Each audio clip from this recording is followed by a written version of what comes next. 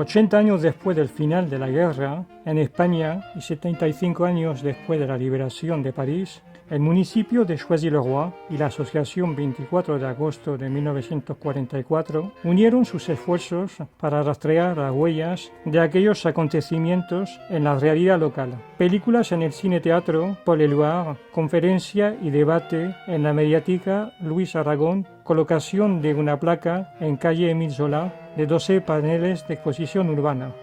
Esta historia empieza en julio de 1936, cuando las instituciones se ven incapaces de reaccionar ante el golpe de Estado llevado a cabo por Franco contra la Segunda República. Las organizaciones obreras fueron entonces las que asumieron sus responsabilidades, plantándole cara al fascismo. Con el mismo impulso, iniciaron un hondo proceso de transformación social.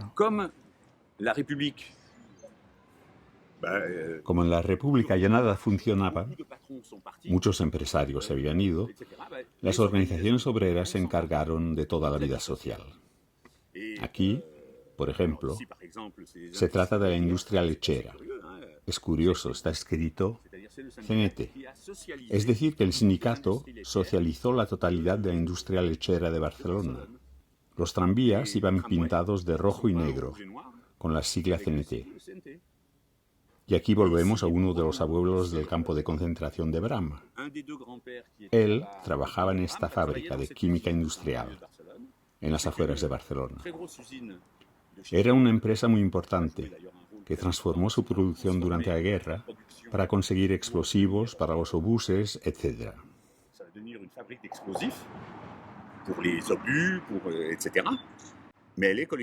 Pero estaba colectivizada. Aquí estaba su sede, en el Paseo de Gracia de Barcelona. Hasta entonces se había llamado Anónima Cros, Sociedad Anónima Cros. Pues ahora se llama Colectividad Cros.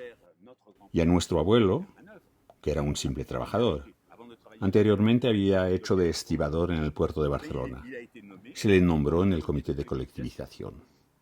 Entonces todo cambia. Ya no hay jerarquía de salarios. El ingeniero cobra como el empleado de la limpieza. El sueldo se fija en base familiar. Un hombre solo, tanto. Una pareja, tanto. Si tienen hijos, tanto. El sueldo se ajusta a las necesidades. Nuestros abuelos y nuestra tía, que vendrá esta tarde y que tiene muchos años, vivían en esta calle, la que se ve aquí. Estaban, pues, bajo las bombas.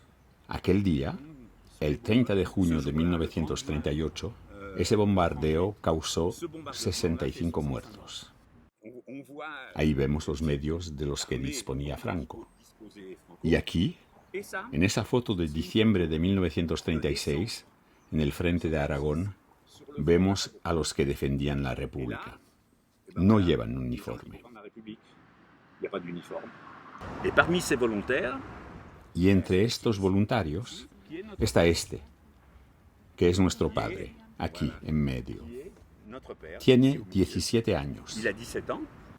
Todos llevan en mano un periódico. Es el periódico Solidaridad Obrera. En aquella época era el periódico con más tirada en España. Es el periódico de la CNT. Lo curioso es que 20 años después, este mismo periódico, con el mismo tamaño, la misma cabecera, lo va a imprimir aquí, en Choisy-le-Roi.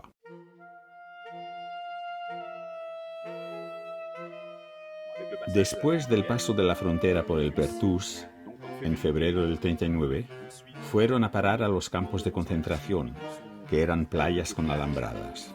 Por ejemplo, aquí, en Argelès, hubo hasta 80.000 personas. Esta postal la editó el estanquero de Bram. Muestra un convoy que lleva refugiados, en principio mayores de 50 años, del campo de Argelès al de Bram.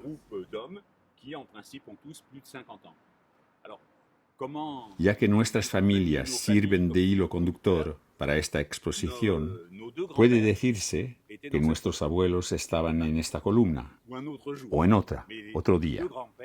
Los dos abuelos estuvieron en Argelès y después en Bram. Es así como se conocieron las dos familias.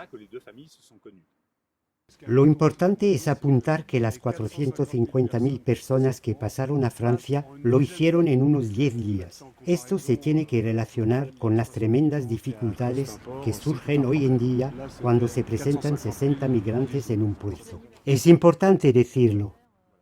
Maurice Fontes vivía en Choisy-le-Roi y se alistó en las brigadas internacionales. No murió en España, murió en Auschwitz.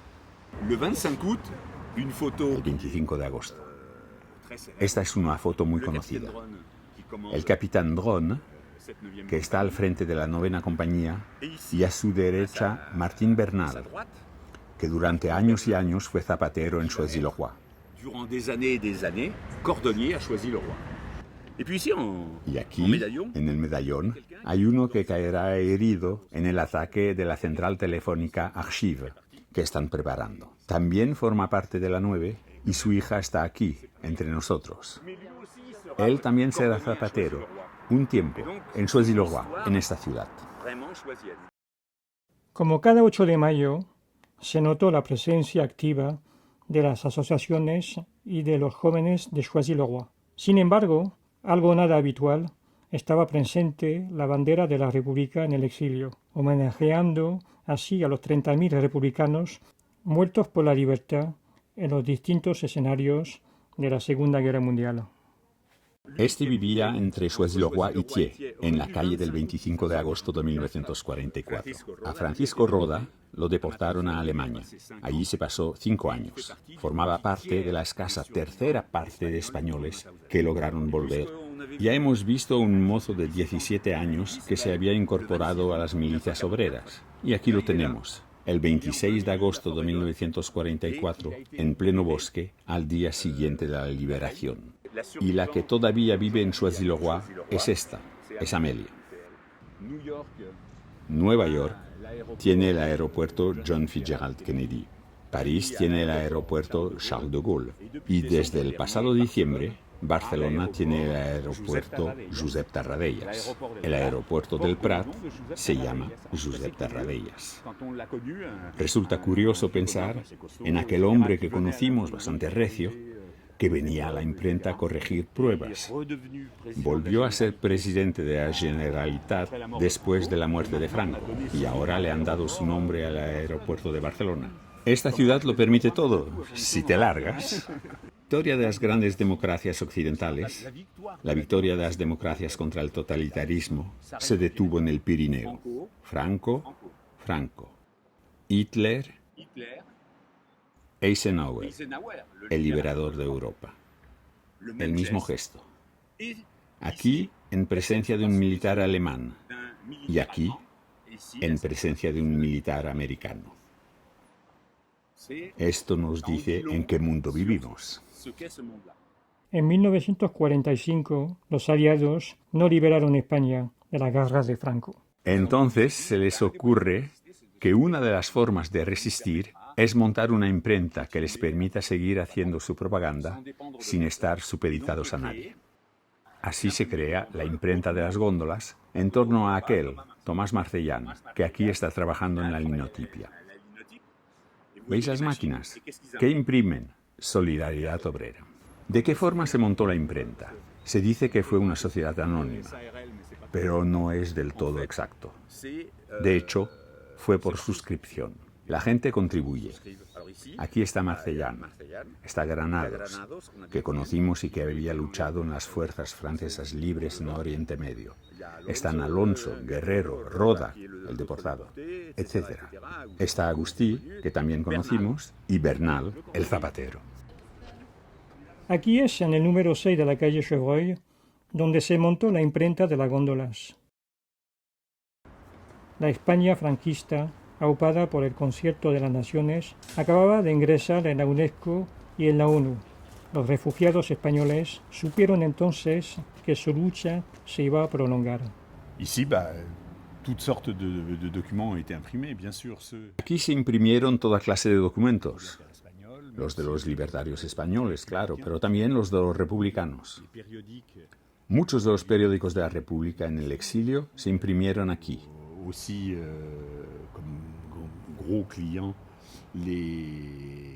También muchos de los documentos de la Generalitat de Cataluña y de su presidente. Pero además se trata de una imprenta de barrio, vaya. La gente de por aquí, los comercios, los que querían imprimir un volante, una tarjeta de boda o lo que sea, acudían aquí.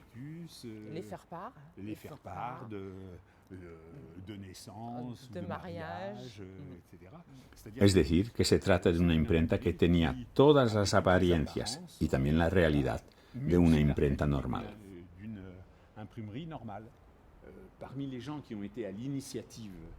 Entre los que iniciaron esta empresa, aunque ninguno fuera impresor,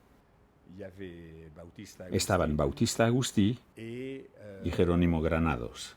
Ambos vivían en este barrio de góndolas y en la misma calle, Alsace-Lorraine. Todo tenía que pasar desmontado por este pasillo. Después había que montarlo dentro, igual con las grandes resmas de papel, a mano. Era una auténtica hazaña. Uno, al hombro, de una en una. Yo traía las grandes resmas al hombro. Yo no era muy alta, así que todo iba bien.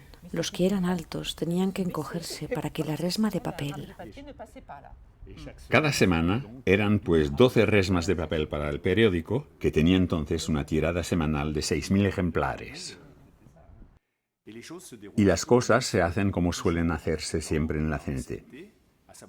Se da una iniciativa que es de unos cuantos individuos.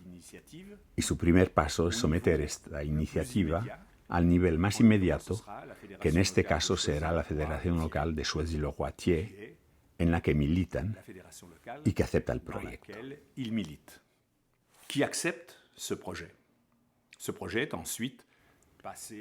Este proyecto pasa después al nivel regional. La región, que aquí se llama Zona Norte y que cubre todo el norte de Francia, también acepta el proyecto.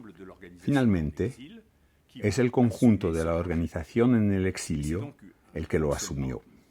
Se trata, pues, de una forma de funcionar que va de abajo hacia arriba, como es norma en las organizaciones libertarias, mientras que todo en la sociedad nos da a pensar que es en la verticalidad, de arriba hacia abajo, como las cosas pueden llevarse a cabo. Cuando en 1957 crearon la empresa, la proyectaron para 50 años, o sea, la eternidad para los que la iniciaron. Se trataba de unas gentes que ya rondaban los 40 años, los más jóvenes. Pero cumplieron. Se creó la imprenta para 50 años y duró 50 años.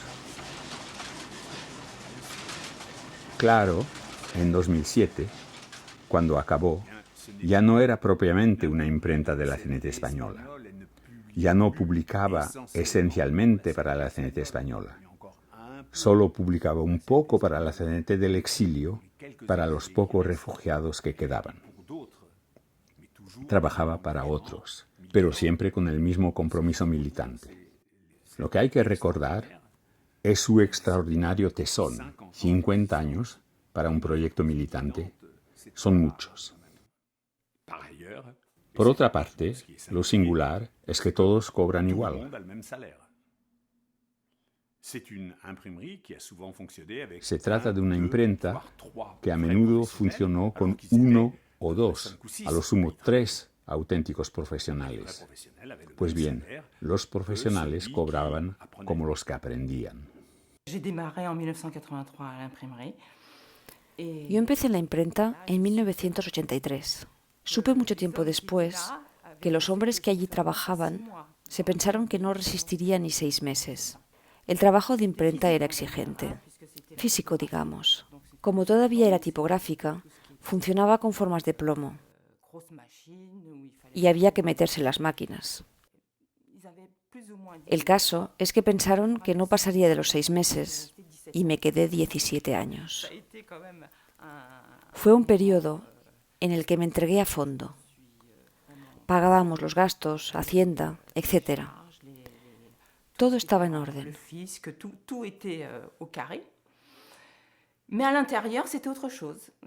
Pero por dentro, todo era diferente.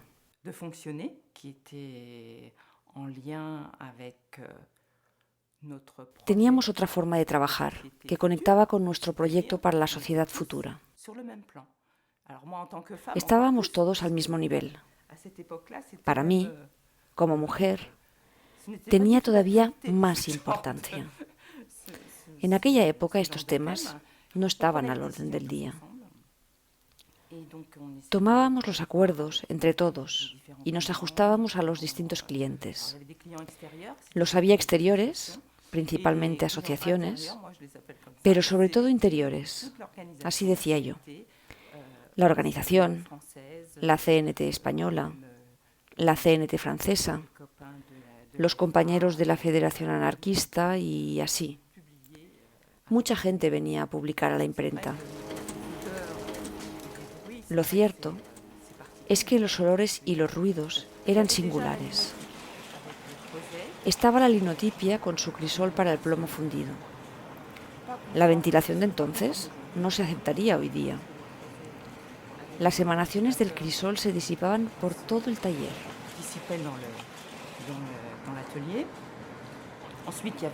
También había olores de gasolina, de petróleo y de tinta tipográfica tan característica.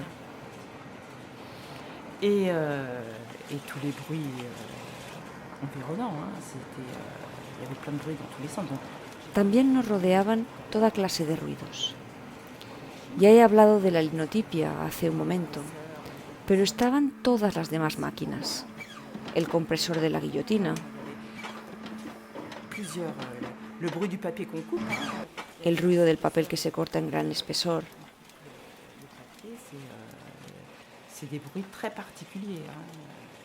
Son ruidos singulares. También el vaivén del carro de la Lambert, la máquina grande en la que tenía que meterme para cambiar la cama del cilindro. Aquello fue una parte esencial de mi vida, que me aportó mucho, en la que tuve la certeza de ser útil. A veces, en algunos trabajos, no se tiene esa sensación. A veces es difícil. Yo, personalmente, me sentí útil. Por lo menos servía para algo. Servía a la sociedad. Servía para defender nuestro ideal. Mi abuelo nació en 1908, era anarquista, luchó contra el franquismo y montó una colectividad en su pueblo, Arenys-de-Munt.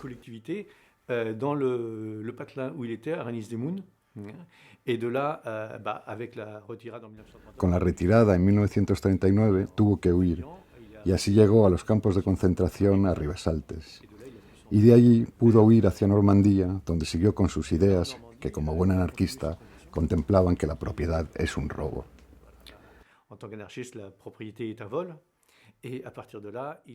Entonces fue secretario general de los anarquistas de Normandía. Siguió viviendo en su habitación con su única pertenencia, su pistola. Fue entonces cuando conoció a su padre y empezó su amistad. Después, cada uno siguió por su camino.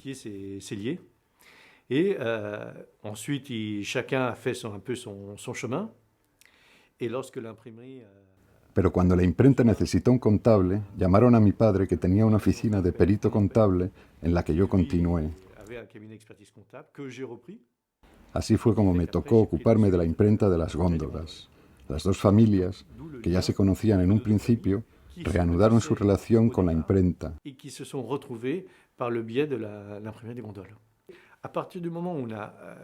Cuando nos encargamos de la imprenta de las góndolas, me encontré con la mentalidad y el sentir que había en las cooperativas de Francia. Porque uno de los clientes más antiguos de la oficina es el Sindicato Francés de Cooperativas. Se trata de una filosofía singular del reparto del trabajo, del reparto de los bienes y un valor que se antepone, el valor hombre. El análisis de resultados, la consideración del provecho, la existencia de dificultades, saber si mañana seguía la empresa, todo esto no era una finalidad. Fue porque existía tal contribución del factor humano que la imprenta siempre se mantuvo. El gran problema de las empresas es que buscan el provecho, marginando totalmente el valor de lo humano. Si no somos conscientes de que la empresa existe porque hay hombres que producen, entonces se pierde la propia esencia de la empresa. Entonces ya no hay solución. Cuando no hay resultados, en general, la empresa no tiene futuro. Por el contrario, en las que se antepone lo humano, son los hombres los que hacen vivir la empresa y no al contrario. En caso de dificultad, se llama a uno o a otro. Se trabaja gratis si es preciso.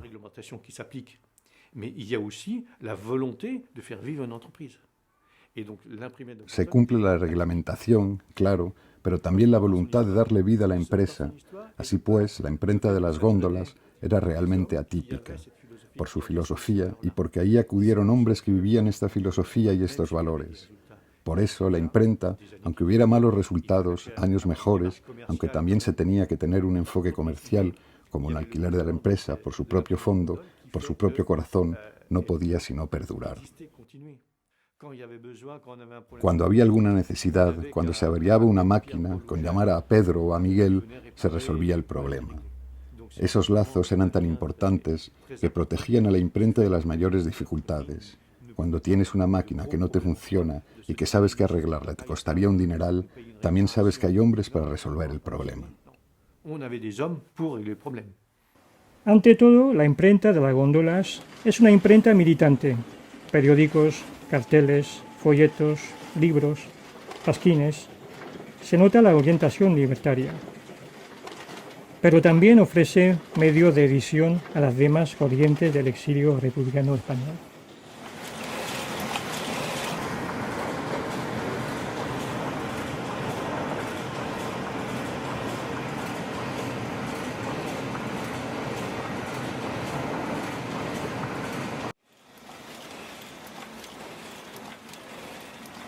Mediante su propia transformación tecnológica, también refleja la vida social que la rodea.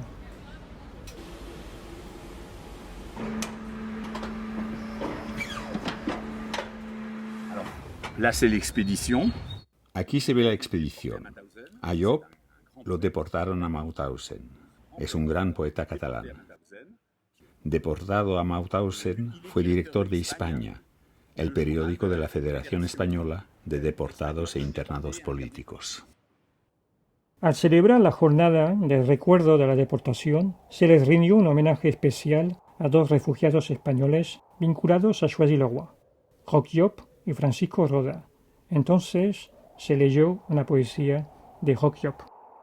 Aquella muerte hambriente en las esperas, y aquella noche eterna sin alba, y aquel placer marchito y sin flores, y aquel cielo que no era ni cielo ni luz, y aquel sufrimiento azotado de amagos, y aquellos fantasmas de hermanos, huesos y órbitas huecas, y aquel furor de muerte teorizado, y aquel jergón huérfano de besos, y aquella hambre guiando el instinto entre los escombros, y aquel frío, y aquel miedo, y aquella pesadilla de los años que pasan, y aquella muerte, siempre la muerte, fea y feroz, y en el corazón, acurrucado como un pájaro, el amanecer de la canción y de la esperanza. Otros, entre los refugiados, consiguieron éxito y fama. Se trata de Lydie Salver, con el premio Goncourt. Se trata de Paco Ibáñez, que todos conocemos. Pero específicamente ligado a Choisy-le-Roi está Esteban Roda Gil, que escribió canciones para muchos artistas. Aquí están Tomás Marcellán y Esteban Roda Gil, un día de manifestación. Este es el padre de Roda Gil.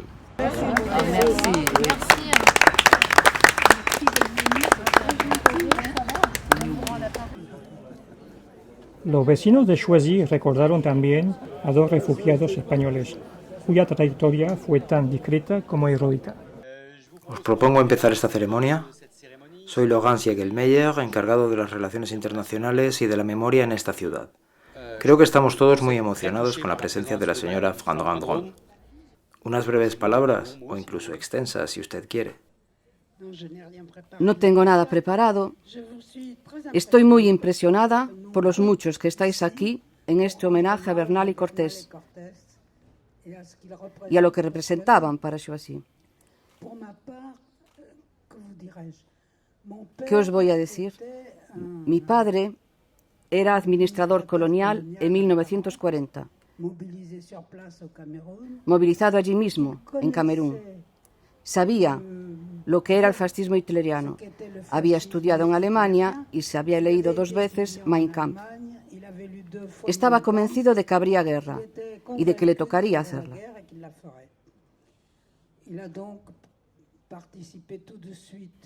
Participó de inmediato con los franceses libres. Salió con Leclerc ya en agosto del 40. Participó en las campañas de África y fue herido de gravedad en el primer encuentro con los tanques de Rommel, en el sur tunecino. Estuvo un tiempo en hospitales y cuando volvió, Leclerc estaba formando la segunda división blindada en Marruecos. Y Leclerc le dijo: escuche, tengo aquí una tropa de la que nadie se quiere hacer cargo. A todos les da miedo. Son revolucionarios españoles. Ya se las entenderá con ellos. Son excelentes soldados.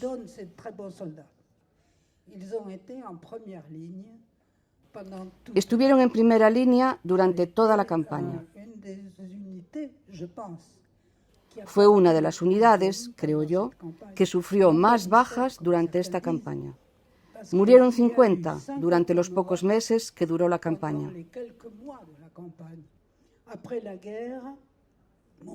Después de la guerra, mi padre se fue un año a Indochina, a petición de Leclerc. Aquellos soldados veteranos no le siguieron. Los más dijeron: a nosotros no nos mueve nada contra los asiáticos. No nos han hecho nada. De hecho, no eran militares. En esencia eran civiles, como mi padre, desde luego. Él también lo era. Solo soñaban con volver a España. Y el desengaño fue horrible. Eso de no poder volver a casa y darse cuenta de que Franco seguiría allí. No volvieron mientras vivió Franco. Mi padre tampoco. No volvió a España mientras estuvo Franco. Solo regresaría después. ¿Y qué más deciros? Después de la guerra, mi padre vivió una vida diferente, política y así. Pero la 9 siempre fue fundamental en nuestra casa, fundamental para mi padre. Siempre podían venir, en cualquier momento. Sabían que mi madre hablaba español, que podían explicarse, que les esperábamos.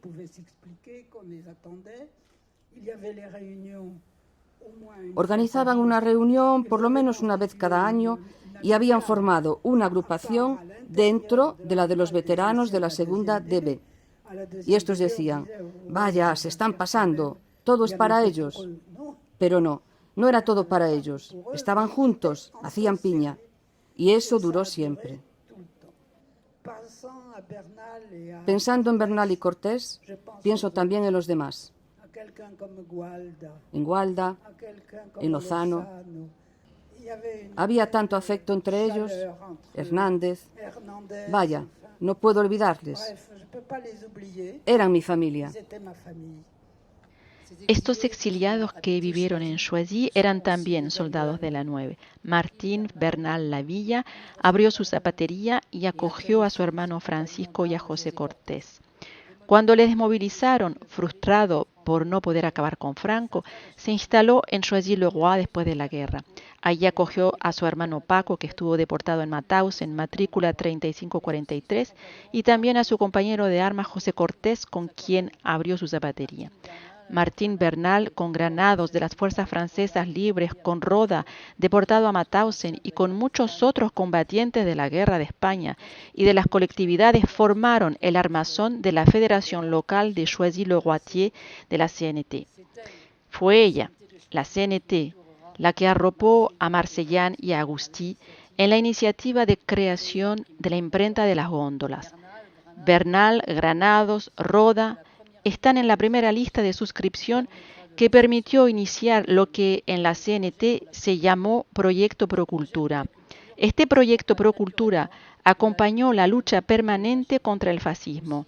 Así, cuando Solidaridad Internacional Antifascista decidió imprimir su calendario en la imprenta, fue Francisco Roda, el deportado de Mauthausen, quien le traía a Martín Bernal los 15 calendarios que éste repartía entre sus clientes. Se les rinde homenaje por dos motivos: porque prosiguieron la lucha contra Franco y contra el fascismo, y porque contribuyeron a la vida económica, social y ciudadana de Choisy-le-Roi.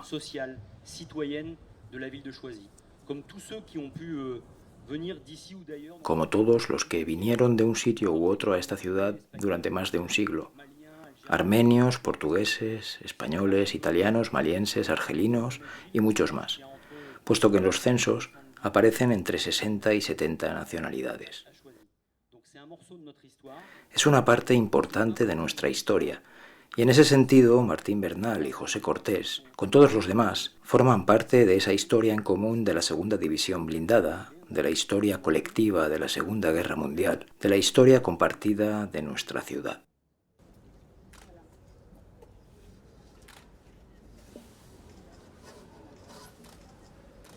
A Martín Bernal y José Cortés. Republicanos españoles, combatientes de la 9, liberadores de París el 24 de agosto de 1944, zapateros de Choisy-le-Roi en las calles Émile Zola y Jean Jaurès. Bueno, esto de la imprenta de las góndolas, un nombre extraño, ya veremos de dónde viene.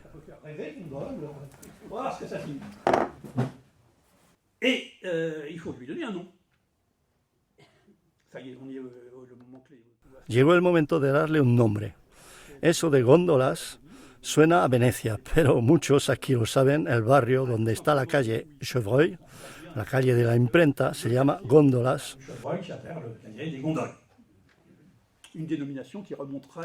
Un nombre que le viene de lejos, del siglo XVII, en la época de la creación del castillo de Choisy-le-Roi. Es una buena idea este nombre, porque no se le nota ninguna connotación política. Pero las góndolas va a dar la vuelta al mundo. No la imprenta propiamente, claro, pero sus publicaciones se conocerán por todo el mundo, entre comillas.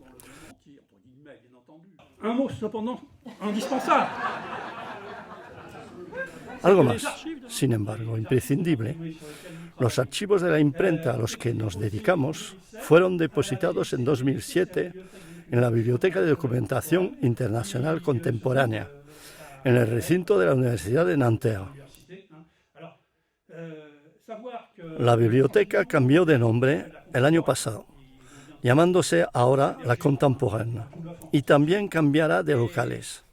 Se está edificando para ella una nueva sede. Hemos iniciado, con unos cuantos compañeros, el inventario de esos archivos que dormían entre cajas. Era una pena porque, ¿de qué se trata cuando hablamos de una biblioteca?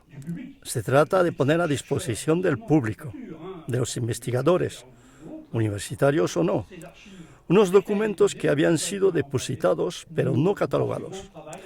Seguimos con esta tarea, de forma que cualquiera pueda tener acceso a este fondo, que es muy interesante, no solo por lo relacionado con el funcionamiento de la empresa, sino por lo que allí se guardó, no la totalidad, pero sí gran parte de lo que se imprimía. Mais ils gardaient la plupart de ce qu'ils imprimaient. Ils en gardaient des exemplaires, et qui sont donc dans les archives. Non, le dernier mot, c'est pas celui-là pour moi. C'était... Pero para mí no es la última palabra. Se trata, con los agradecimientos al equipo municipal, de invitaros a todos a la exposición urbana que está en la avenida Anatole France. Por aquí, por allá, eso, por aquí. En las rejas de los jardines del ayuntamiento, allí veréis ilustrado mucho de lo que yo he podido decir. Y sobre todo, veréis fotos, una iconografía de la imprenta, las máquinas impresionantes, pero también los protagonistas que he nombrado. ¿Quién es Tomás Marcelián? Allí está. ¿Quién es Roch Llop? Allí está. Y se acabó. C'est la chute.